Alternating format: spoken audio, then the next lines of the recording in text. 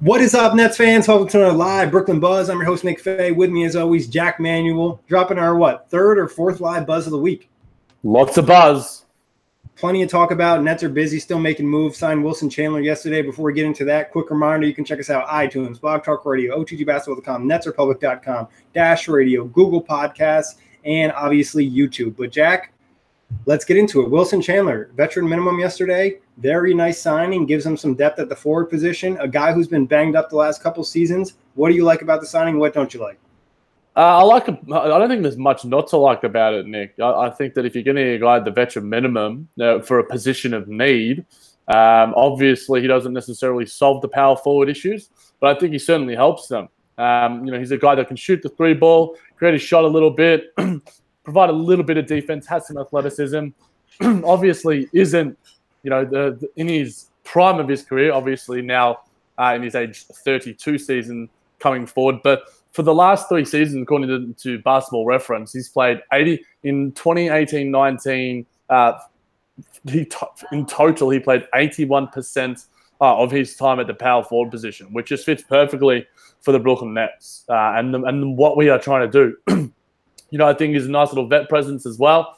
I think it just adds to the depth of our roster that we've already got. Yeah, he's an aggressive dude. Like, he gives you a little bit more of people mentioned on Twitter, a little bit more of a dog on the roster. Also another member of Rock Nation. So it's like the Nets have Kyrie, Caris LeVert, Wilson Chandler now. Something to just think about. And like you said, there's really not much not to like because veteran minimum. Like, worst case, it doesn't work out. You're paying him a minimum money. It's not like he's a long-term contract or anything like that. And he's a guy I look at, reminds me somewhat to DeMarre Carroll when he came to the Nets, kind of looked down upon, like had best years behind him. But I think Wilson Chandler has really struggled to get healthy. Like, if you look at his injury report for the last couple of seasons, he's dealing with a hip injury, dealing with a quad injury, dealing with a hamstring injury. Same thing really happened to DeMarre in Toronto. I could see Wilson Chandler coming to Brooklyn and playing some good basketball that people didn't really necessarily expect. And at most, he's probably going to be a backup 4 or a backup 3, just kind of versatile player to put between those two positions. I think you got to really like the move. Yeah, I think you do as well. And SSV has asked, what's the power forward depth chart look like without KD? It's Taurean Prince, Rodion Kurucs, and Wilson Chandler. Obviously, all those guys can play the 3 as well, so they're quite interchangeable. I think lineups and matchups will depend, and I think to have all those guys, fighting it out to an extent, all of them have something to prove. Wilson Chandler, prove he's still a capable player in the NBA. Hopefully, get a nice little mini contract if he can. After this season. Rodion Kurucs still trying to prove himself as an NBA caliber player, and Taurean Prince heading into restricted free agency going into next season. So all these guys will have different motivations, and I think that they can all add a different sort of skill set to the team that I think, something that we, if you look at, DeMarre Carroll sort of being our best sort of power forward last season, now we've got a little bit of switchability and depth in that sort of position. We go 3 deep in that wing position. It certainly adds something, and I think as well, Caris LeVert will play something at the 3, not the 4. Yeah. But it's nice to have a bit of depth and interchangeability. Yeah, I think if you look at the Nets roster, you really got to split it up between like guards, forwards, and centers. The clear-cut guards, you're looking at Kyrie, Spencer Dinwiddie, Caris LeVert, Theo Pinson if he's back, which seems very likely. Garrett Temple can play some minutes at guard. I think he can also play some minutes at small forward. And like you mentioned, Joe Harris will play some minutes at guard, also play some minutes at small forward. Same thing with Musa. But then you look at Taurean Prince, Rodion's, Wilson Chandler, like you mentioned, really interchangeable between that 3 and 4. And that's something I really love with the current NBA because you're dealing with a lot of guys with size. Just having Taurean Prince, another more active body than a DeMarre Carroll, who's obviously getting up there in age, I think can really benefit the Nets. And then it's, we don't really know if Nick Claxton's going to see many minutes. I wouldn't be completely surprised if we saw some minutes at the 4 for him as well. Yeah, I think Summer League will certainly be an indication of what we see from him there. But already got a couple of questions in the chat as well from Jorge VV Rod has a couple of questions. What improvements are you anticipating from Kurucs? I think number one, we're looking to get more consistent with his jump shot. Get obviously bigger. We saw him live. He's a skinny dude. He's a feisty dude, but he's still skinny to put on a little bit more size, especially he's going to be at the 4 position. Getting a little bit smarter with some of those stupid fouls we've seen in the past. And then understanding how to drive to the rim. We know he has that possibility. He has that quick step. Nice with that scoop layup. There was times where people kind of caught on. So maybe adding another move around there. Then also I think there was a couple times where he missed dunks, kind of working on that ability. And I think that'll come with just getting physically stronger. I think the 2 things for me that really stick out are getting physically stronger and improving that jumper. And I guess the third one would be just becoming a better defensive player from not even as a physical perspective, more so from a mental perspective. Yeah, I think you stole literally every point that I was going to make. But I was waiting you for not to say defense. And I'm like, oh, maybe I could say defense here, and then you ended with it. But yeah, I think that all those points, you hit the nail on the head. But I think defensively, we saw quite a bit from him last season. We saw him go up against sometimes the opposition's best player. He made Blake Griffin really, really angry. He was really feisty, really in his head a little bit. I think he's got some great athleticism, which allows him to be a little bit switchable and play on smaller guys as well. And I think that the strength will only allow him to bang a little bit more with some of those power forwards for longer periods of time, like Blake Griffin, like these sort of dudes who have some certain size about them. And I think that when you're looking at teams, the top two teams in the Eastern Conference, the Philadelphia 76ers and the Milwaukee Bucks, both of those teams have size in spades. So we're going to need a guy like Rodions who is tall, 6'9" as is Wilson Chandler. But Wilson Chandler has that frame to sort of bang a little bit. And that's not to say that, we want Rodions to lose his speed, to lose his craftiness.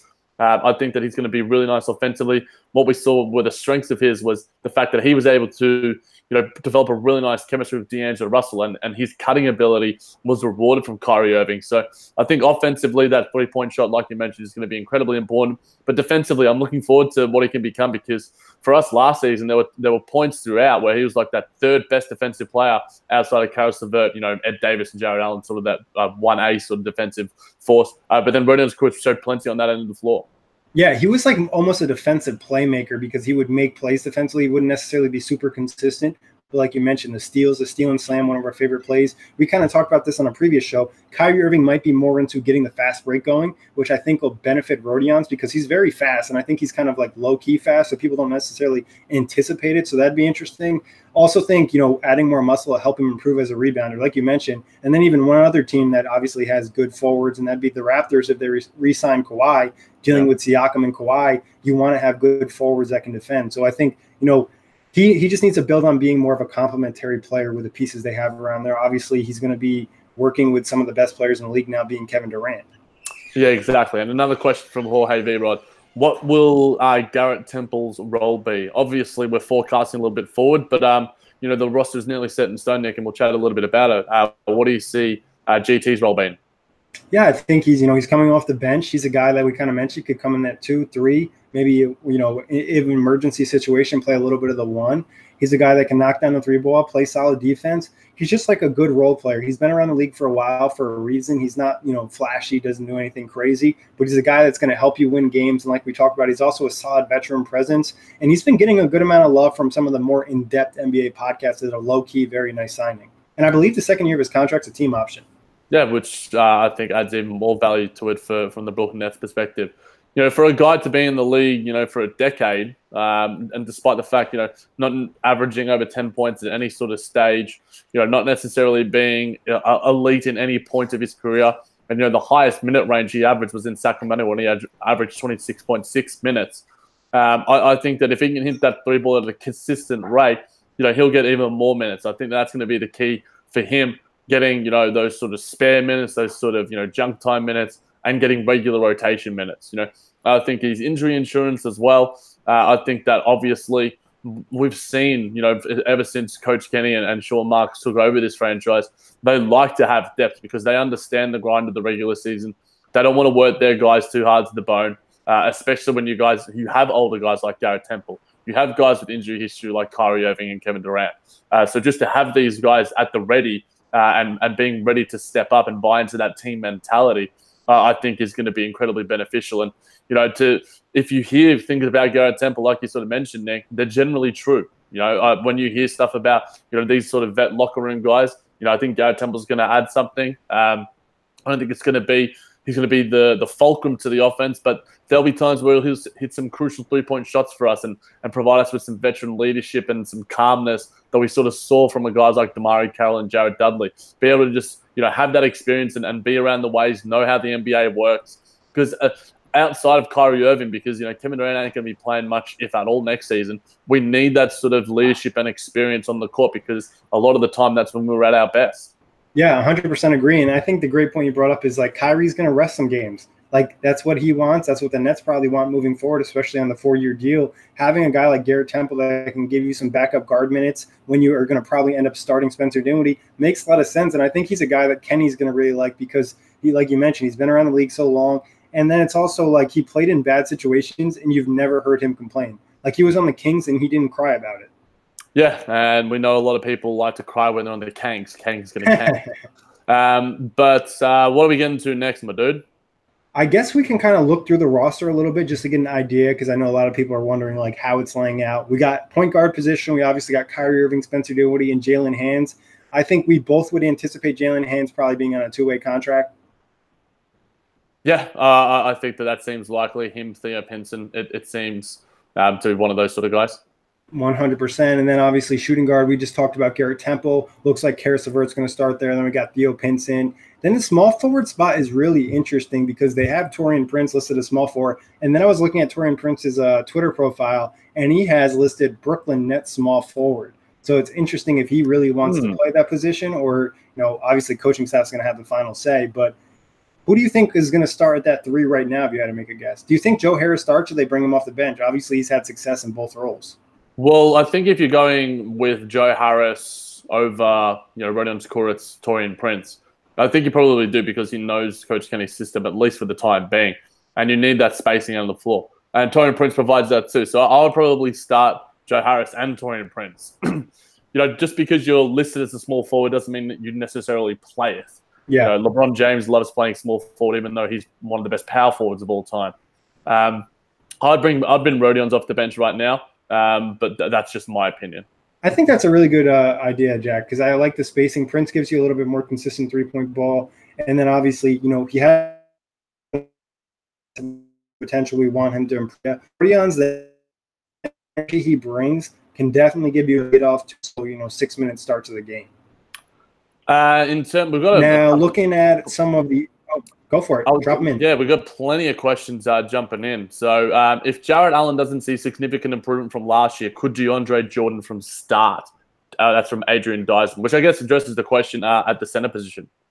Yeah, I think we kind of talked about this on the last show a little bit. There's a popular discussion on Nets Twitter, on a lot of Twitter. I wouldn't be surprised if DeAndre starts, but I still think Jarrett Allen is going to get the starter minutes. If I was probably betting, I would say Jarrett Allen is definitely going to have more minutes in almost all the games, and there'll be a couple situations where either Jarrett Allen gets in foul trouble, or he's a little fatigued, or he's battling one of the bigger centers in the league. Yeah, and I think that if you're looking at it just objectively speaking, Jarrett Allen's a better player than DeAndre Jordan right now. It's not to say that DeAndre has a little bit to prove almost. I think that's a good point as well. So I think that in that sort of sense, you can maybe look to DeAndre Jordan being an Ed Davis top. I think he'll probably want to prove that little bit more. But I think that Jarrett Allen is a better player right now. Another question from Adrian Dyson. What do we see from Janan Musa next season? That's a great question. I just wanted to throw one more point at DeAndre Jordan. Another guy who I think is going to benefit from the Nets performance team. Obviously, he's over 30, or he might be right at 30. You want to see him get his body right and feel good. And I think there'll be extra motivation coming from playing with his friends, Kyrie Irving and Kevin Durant. I think that kind of makes you want to play a little bit better when you're playing with your friends. On the Musa front, I really have no idea. He's probably the player that I'm most excited to see in Summer League, because even there might not be room for him in the rotation, but if he plays really well, he could kind of help build up his value as a trade chip for the Nets moving into the season. Yeah, I think that Janan Musa as a trade chip is an interesting sort of proposition. I think that the Bradley Beal thing is getting some minor traction on just Twitter in general. He seems to be just the trade piece that everyone is looking at. But, Janan Musa proved things in spurts in the G League. He proved himself that I think that he can be an NBA player purely versing, against those sort of second-string guys out in Long Island. I think that it's going to be hard for him to crack the rotation. And it'll be interesting to sort of see, because we saw Sean Marks dealing with D'Angelo Russell almost through goodwill and the first-round pick, get him to the destination in Golden State, get him paid at the same time. So I don't see his role being huge at this stage, but he provides us depth. He provides us with insurance. So I'm not sure how great Janan Musa's role is going to be, but he has a lot of talent, and I'm sure that, like Adrian, plenty of fans will be eager to see him prove it on the court in an NBA uniform. I think the big thing for him is going to be defense. We saw a lot of the offensive skill set in Long Island, and some of that will definitely carry over. Very good ball handler for his size. He can actually play a little bit of the point guard position, which if the Nets do not sign a third point guard, he could always be emergency backup type of guy to have out there. And his jumper looks pretty nice. Like worst case scenario, somewhere else to get injured, maybe he turns up to a spot up guy in the Nets where they kind of use him in that role. But at his size, which was a big concern for us last season, can he play defense at the NBA level? And that's something that you really need. Oh, absolutely. I think in the regular season, it matters that little bit less. But speaking of that third string point guard, SSV's jumped in. Could Pinson be that third string point guard? I believe the Nets do view him as a point guard. I think they view him as almost as like one of those combo players that can play point guard, shooting guard, small forward, kind of positionless. There's no guarantee he's back. I think it's very likely. I also wouldn't rule out the Nets signing another backup point guard. You and I have kind of chatted about it. You brought up guys like Jose Calderon. I mentioned a guy like Quinn Cook. I think Quinn Cook obviously has the ties to Kevin Durant. Jose Calderon's been around the league for seems like 20 years. So I think any type of vet like that could also be a possibility too. Yeah, I think that I mean, we saw Theo prove it in certain points throughout the season. I think that he's a nice presence to sort of have. I think that he's shown that he's a capable NBA player. I'm pretty sure he played against Milwaukee, was it last season? Yeah, he played a couple games. He played a game against Boston. He had a stretch where there was a lot of guys banged up where he really Kenny had to play him. I think one thing you really like about Theo too is coming into the NBA/G League, no three-point shot. He proved last year he can knock down a three ball. Yeah, he certainly did. And I think that that's the important thing in this sort of, especially if you're some sort of guard on the Brooklyn Nets system. Crimson Striker, Nick, are we okay locker presence-wise with Dudley, Carroll, and Rondé Hollis-Jefferson gone? I think that's one thing with that sort of last roster spot or however you sort of work it. I mean, we'll chat about it a little bit, but this sort of talk, we can sort of lead it into that to an extent as well. Do we need a Vince Carter, a Jamal Crawford, a Jose Calderon to sort of provide that locker room stability if it's needed? I think it's something you definitely consider. I think I've heard talk about DeAndre almost being a really good locker room guy to help kind of alleviate some of the pressure that's going to go on there. There was a report by Scoop B, obviously I don't know how much you believe his reports, that the Nets had interest in Jamal Crawford, which would make sense if they're looking for another locker room guy. We've chatted about it. We'd love to see Vince back in a Nets uniform, especially for his last year. So I think it's a possibility. I think it just kind of depends on what they're looking at that minimum spot. Do they think they need another player on the roster that they need to play, or is it just somebody who's going to sit in the 15th spot and just kind of stay on the bench the entire season? Yeah, which is essentially Jamal Crawford would barely play. Vince Carter, I think, would have a very similar Jared Dudley role where I think he can still play and provide. I think that in his last season, he's going to be wanting to get out on the court. He's going to want to put the uniform on and suit up. Quinn Cook can certainly provide something with his three-point shooting as well and his established relationship, like you mentioned, with Kevin Durant. So I think that's one thing to sort of look at. Are the Nets still one move away? What do they do with Jalen Hands? Do they put him on a two-way? What do they do with Nick Claxton? Is he on the roster? How is his summer league? Does that affect his contractual status? But yeah, it'll be interesting to see what Sean Marks does going forward because he's had probably the best off-season of any GM so far. Can he just finish it off and hit that sort of that single that we sort of need to fill everything out? And I think you could look at it this way, too, is there's no guarantee the Nets actually need a third point guard because guys we mentioned, we know Karis LeVert can run the point. We know Musa can run the point. We know Theo Pinson can run the point. So they kind of have options where they go with that last veteran as well. D-Rock's made a good point. Vince Carter and Rodion Skuric's in the same locker room. They almost fought. Yeah, I think it'll be okay. I mean, I think that was just – we were there. We saw that. That was crazy. Yeah.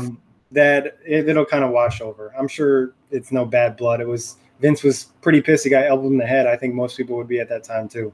Yeah, I think he was a little bit annoyed. No one likes getting hit in the head. Speaking of D-Rock, changing tack to Kyrie Irving. When Kyrie Irving played for Cleveland, which player stood out the most as his number two? Crimson Striker says Dion Waiters. I think I would probably jump on the bandwagon and say Dion Waiters too. Oh, like who was his second best player that he played with when he was in Cleveland? Yeah. Yeah, obviously other than LeBron James. Yeah, Dion probably sticks out. I mean, that just whole period of time just kind of it's like a wash in my brain. I don't really think about that Cleveland team much. I would probably go, I guess, with Dion Waiters because I remember when LeBron first signed, people were like, "Yo, this backcourt's going to be so crazy, Kyrie and Dion," and then look at Dion Waiters now.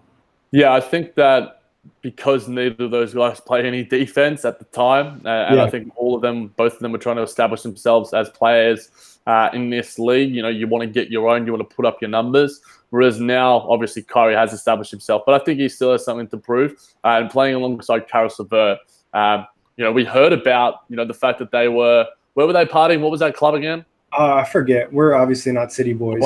The 100 Club. I mean, I wish I was a city boy. I mean, if the buzz gets big enough, homies, we'll be city boys. Don't worry about that. Yeah, we'll make sure we're at the same clubs as Kyrie and Caris. We'll send you some pics. We will literally be TMZ underhand sort of dudes when it comes to that sort of stuff. But that just bodes well. You know, you talk about the sort of the forming the relationships. You know, I think that Jaylen Brown and Kyrie Irving had a really, I don't want to say fractured, but I think tested, because I think that their relation, their viewpoints and their personalities just clashed. And sometimes that just happens in NBA locker rooms. Whereas I think Caris LeVert, being that sort of, you know, really sweet guy, I think he gets along with absolutely everyone, your guy, Nick.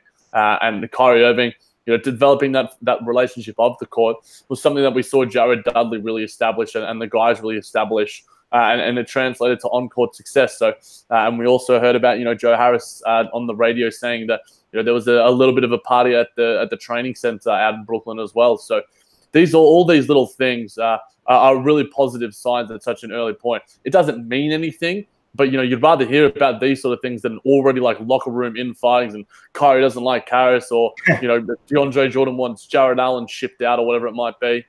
Yeah, I think you look at it as a positive. Like, you can say it's not a negative, that's for sure. So I think the fact is there was already reports that Caris LeVert and Kyrie were at a club earlier before free agency started, and that's when like the real recruiting started and talk about him coming to the Nets. Obviously, both part of Rock Nation. I think it's a positive. And you make the argument that probably going to the season, you know, minus the new signings, like if you just looked at the team, the two leaders on the team are probably Caris LeVert and Spencer Dinwiddie, and both already have a relationship with Kyrie Irving, at least from what it seems. We know Spencer had a big part in recruiting him here. So I think it does look like a positive. And I love the story from Joe. Like, they're already celebrating at 6 o'clock at the Brooklyn facility, you know, with the front office, the coaching staff. Joe Harris was there. I know Spencer Dinwiddie was there. I would assume Caris was there. KD was there. Kyrie was there. DeAndre Jordan was there. Like, they had some pizza. They had some champagne.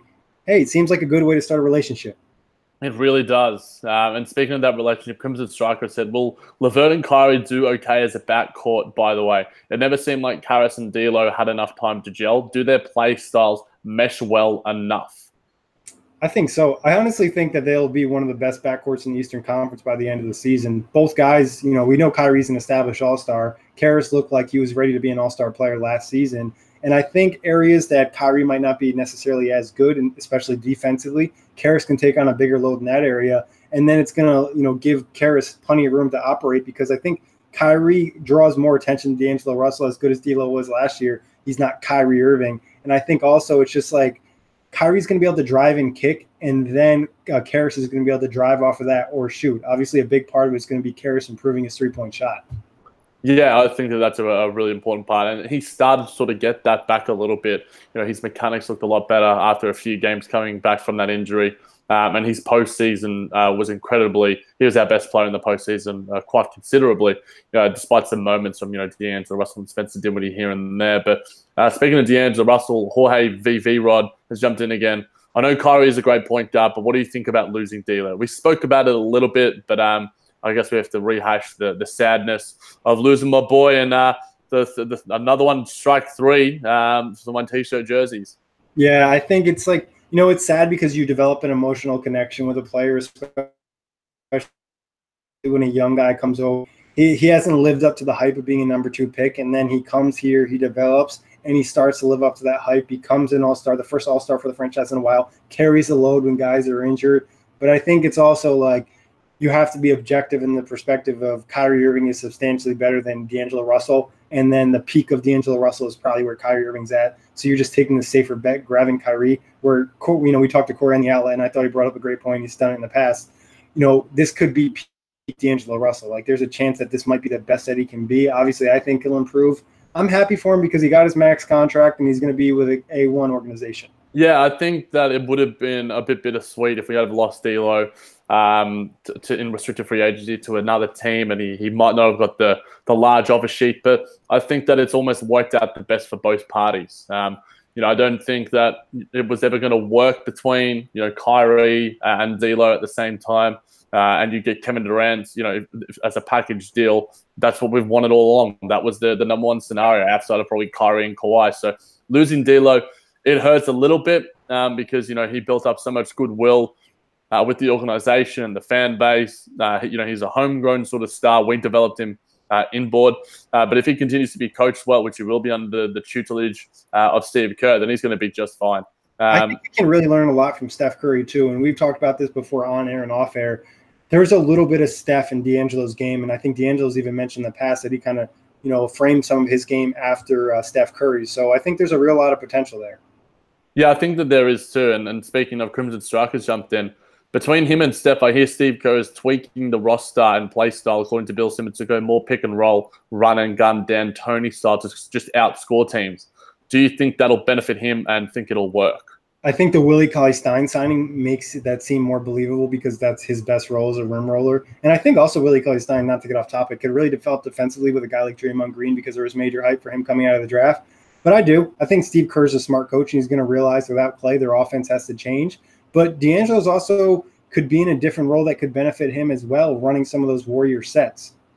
Yeah, I think that we saw, how good D'Angelo Russell has been in the pick and roll, and with the guy with the vertical spacing of a guy like Willie Cauley-Stein, and Draymond Green is another ball handler as well, and he loves to sort of dump it down to those big guys, and I think D'Angelo Russell will have more space and more open shots when you have someone with the greatest gravity in the history of the game, Stephen Curry. So I think that D'Angelo Russell might take a step forward if he is used correctly. And Steve Kerr is one of the best coaches in the league. He revolutionized how basketball was played in Golden State. And I think that's going to only benefit D'Angelo Russell going forward because if you had to put him in Minnesota, I think it would have benefited him too because it would have the personal chemistry he has with his boy Karl Anthony Towns, but he's the number one guy on that sort of roster in that backcourt, so he draws all the attention. So he has to create for himself that little bit more. Those catch and shoot shots certainly aren't going to be there as much. But alongside Stephen Curry, even if he's just there for a few months, he's going to benefit just from being with them and being in their presence. So D'Angelo Russell is going to learn plenty and continue to grow as a basketballer and player. Championship atmosphere is just going to help him. Like, that's a winning organization. Not to saying that the Nets don't want to get to that point, but they haven't been there yet. So I think it's going to be big for him. I'm excited to see how that rolls out. Obviously, one of the most surprising moves of free agency. Yeah, it was a shock, but a pleasant shock. Anything else in the chat, Jack, or you want to touch on some of that Bradley Beal chatter? Yeah, I guess we can touch on the Bradley Beal chatter. I saw this when I was watching some stuff on the Ringers YouTube page. Obviously, subscribe to our one first, off the glass. We're growing here, ladies and gentlemen. But it seemed to me that like the crux of a trade, it's built on if you can get 3 stars, Kevin Durant, Kyrie Irving, and Bradley Beal, that makes you a championship contender because you have those 3 guys, and then if you trade away Karis LeVert, Jared Allen, you've still got the likes of Taurean Prince and these other sort of the likes of these other sort of guys to sort of back up. I don't think that it is likely in any sense until we see Kevin Durant fully healthy on the court. It would be an unnecessary risk to trade for it, despite the fact that if you have Kyrie Irving and Bradley Beal, that is quite easily the best backcourt in the league. Hands down, maybe with Steph and Clay at their fittest, that's probably number 1, 2. But Bradley Beal is a superstar. He's an All NBA caliber player, but I think that if you're the Washington Wizards, from their standpoint, to maintain some sort of relevancy, I've sort of said this, you need to have some sort of guy to sort of market. And without Bradley Beal, they literally have nothing there. What, Isaiah Thomas is going to be your franchise guy that you put on the billboards and the posters? I'm not sure how much tickets that sells. And Verizon Center, being there myself, the atmosphere is certainly tempered compared to Air Canada Center, MSG, and Barclays Center.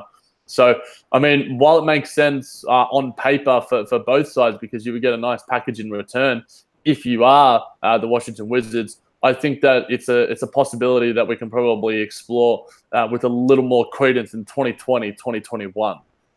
Yeah, I think it almost doesn't necessarily make a ton of sense for the Nets unless they're getting some steal, because I think having the depth around Kyrie and KD, you already have your two superstars, and then you have the potential of Karis becoming that all-star, and even there's still some potential of Jared Allen becoming an all-star or a top 10 center. So I think it's like, do you pull the trigger on that move and then ruin your depth?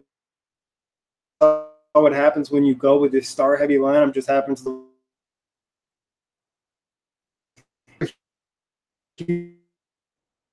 Bradley. I think he's a great player, but I where the Nets are at right now, if they had like a surplus of first-round picks to just throw away, I think they have 8 first-round picks in the next 7 years, so it's not like they have that many extra. I think you're almost better off keeping what you have and rolling forward with that, because you also have the possibility of these guys improving, and they're a little bit younger, and then they're going to kind of carry you along as Kyrie and KD age. Unless it was like some type of steal deal, I don't think I necessarily would pull the trigger on it. Obviously, that's shooting guards in the league, but I think you probably don't pull that trigger. Yeah, I think that it makes sense to probably not do it. Jorge Verod has said, can LeVert become the Bradley Beal type player? We need the sort of second star, or is that asking too much too soon? I think his best role, we talked about it, is the third star on the team. He doesn't have to necessarily get to the Bradley Beal level. He has to be more of a complementary third player where he doesn't necessarily need as many touches. Bradley Beal's best season just came because John Wall was out, and it's a high volume amount of touches, high usage rate. He's running the show in Washington. We don't know how he would fit as a third wheel, and he definitely would be the third wheel behind Kyrie and KD. I think it's Karis LeVert would be more accepting as that third person role. And then we also talked about the Nets franchise just loving Karis LeVert and him being a positive energy in the locker room as well. Yeah, definitely. I probably vibe with all that. I don't think he's got the ceiling of Bradley Beal right now, but I think he has a greater two-way potential than Bradley Beal does. But just to reiterate, Nick, who will start at power forward for the Brooklyn Nets this year? Louis Torres has asked. Yeah, we said what? Taurean. We'll probably roll with Taurean Prince as of right now, but if Rodions has an amazing training camp, he could easily start. I wouldn't put it past him as well. Yep, I think that we saw Rodion start for the Brooklyn Nets in plenty of games as well. Jared Dudley, I think, was best served there for a lot of games as well in the playoffs. But Rodions is only going to improve. That's the worst version of Rodions that we saw this season in his first season. Obviously there is growing pains, and in the sophomore season you don't necessarily get the best season out of players, a la Ben Simmons, Donovan Mitchell, Jason Tatum. But I think with the lesser role that Rodions will have to play, we should see him grow. And I think the fact is we got to bring up that he didn't play a ton of basketball the years prior because of the whole situation of him wanting to come to the NBA, Barcelona not playing him with their big league team, shifting him down, him just getting minutes. And I think that's why he's playing in summer league, so he can get more reps out there. And I think a lot, like we see the physical tools of Rodions and the skill set and the smooth game. I think a lot of it's just the mental side, and that's just going to come with more reps on the court. And having two great basketball minds around him now, and Kyrie and KD, should only benefit him more. Yeah, absolutely. Last one I wanted to throw at you, Nick, because this was sort of making the rounds, and I think that was really positive. Iron Eagle, when he was on the Rich Eisen show, stated that Kyrie personally reached out to him to chat about the Jason Kidd era Nets. Kyrie, I really loved that team. What were your thoughts on that, hearing that our boy Kyrie reached out to the GOAT himself? Yeah, I actually listened to that podcast. Rich Eisen didn't really show much love for the Nets. It was pretty bad on that part. But Iron Eagle, obviously one of the best. You can learn from him even from as a podcasting perspective because he's just so well with words. But I really enjoyed that. And that's not something that was a surprise to me because I remember Kyrie host a high school event at Barclays Center. And it was a lot of talk on that event because he was on air for like a couple minutes talking about how he loved the New Jersey Nets and Jason Kidd. So, he's loved the Nets organization for a while. And I think a lot of people try to throw that under the rug with all the Knicks hype. Yeah, I think that, he was a really passionate Nets fan, obviously living in New Jersey, and the fact that he's already, developing relationship with some of the media in Brooklyn is a positive sign because we've sort of heard, and we already know that, Kyrie didn't like Boston. I'm pretty sure other than, Jackie McMullen, he didn't have the best relationship with the Boston media either. He certainly was quite frosty to them. But I think that when you are happy, just as a little side tangent, when you are at your happiest in whatever environment you're in, you generally produce greater, output and greater workload in that sort of sense. And I think that goes under the radar a little bit. So if we see a happy Kyrie Irving for this season, despite the fact that he got his opportunity to lead a team in Boston, he wasn't happy for many parts, or if at all, last season. So if we see a happy Kyrie, this sort of Nets roster is similar to what the Boston Celtics sort of had. I don't think they have an Al Horford, but there's enough depth and talent there that we could see them grow and be a really sort of exciting team. Yeah, and I think playing at home, being close to your family, we know family is very important to him, from his Instagram post to the commercial with his dad and all stuff like that. So I think that just improves your mood. And like, it's been pointed out, Will brought this up in his piece he did about Kyrie that's up on OTGbasketball.com, that Kyrie got to choose where he's playing. This is the first time where it's like, all right, I wanted to play in Brooklyn. It's my choice. I'm going here. So I think that kind of brings some positivity as well. Yeah, you can't knock back free will, for sure. And I think also, like, from the Boston perspective, and this isn't just me, this is just throwing it out there, it's like maybe some of the guys just weren't accepting as Kyrie of the leader because they just had a successful season without him, and him trying to come in and run the show rubbed them the wrong way. You mentioned Jaylen Brown has different perspectives on things. It wouldn't surprise me if he kind of like pushed back at Kyrie trying to take some of the leadership. That's fair. Yeah, I completely agree with that. But, it's always rosy in July. We'll see how it is in the doldrums of the season in January and February. 100%. I think the two positives, too, is he has two friends already on the roster and maybe two more possibly with Spencer Dinwiddie and Karis LeVert. But, Jack, anything else you want to touch on before we get out of here? No, nothing. But I'm sure there'll be something else to pop up that we can smash another buzz out very, very soon. Yes, we possibly have a special guest coming on Friday's show, so keep an eye out for that. It'll probably be around 7 o'clock on Friday night. Bang.